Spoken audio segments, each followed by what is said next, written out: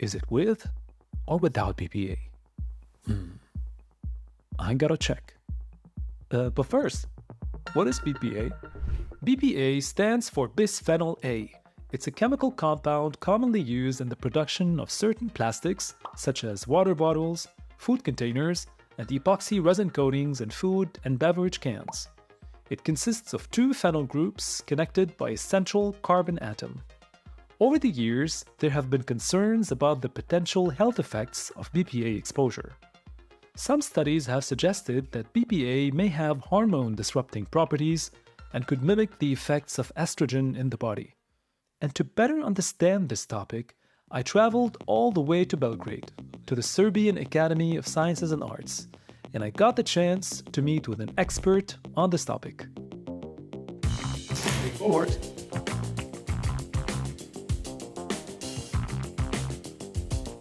Well, BPA or bisphenol A is in different kind of plastic. When we want to produce plastic bottles, we use bisphenol A in order to make plastic more plastic fit size.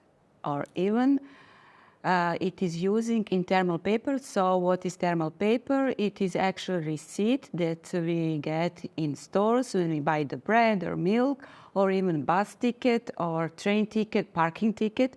And why they put bisphenol on this kind of thermal paper? Well, we have a dye, but the dye is transparent. So we want to have a black color on our white receipt, white paper. So we need chemical reaction. So bisphenol is actually dye developer that makes dye from transparent to the black. Without that, we will not see what is on the paper. Right. And there are different types of bisphenols, not just BPA, right? Yes, bisphenol is the most used. He's definitely the most popular. He's a star about all these different kind of bisphenols. So what is the problem with bisphenols, with bisphenol A on the thermal paper? It's not chemical bonded to the paper. So it can easily transfer, when we touch the receipt, it can easily transfer from the paper to our palms and fingers. And it can be absorbed, migrate in our body, especially for cash worker. They absorb 6,000 times more BPA than that healthy dose of BPA. That is every day, per day, yeah. And bisphenol A has a very similar structure to the estrogen hormone. So he will find estrogen receptor in our body. It will bind on our receptor, and it will change the hormonal status of our body. When we have changing in hormonal status and hormones, we can have different kind of health issues. A safe amount or tolerable daily intake of 0.2 nanograms per kilogram of body weight per day is recommended. And I started to wonder, how do you measure this tiny amount of BPA? Therefore, I went to the Institute of Technical Sciences in Belgrade, where Dr. Filipovic showed me a method that he uses to measure such a small amount of a chemical. This is some basic instrument for Fourier transform infrared spectroscopy. Infrared spectroscopy is very useful to investigate the chemical compounds based on their absorption of infrared light, and depending on the nature of those chemical species, the complex material have a lot of different functional groups. It will be ER active or not. So the basic principle is that there is an incident ER beam here. Maybe you could see when you place you see? Oh, yeah.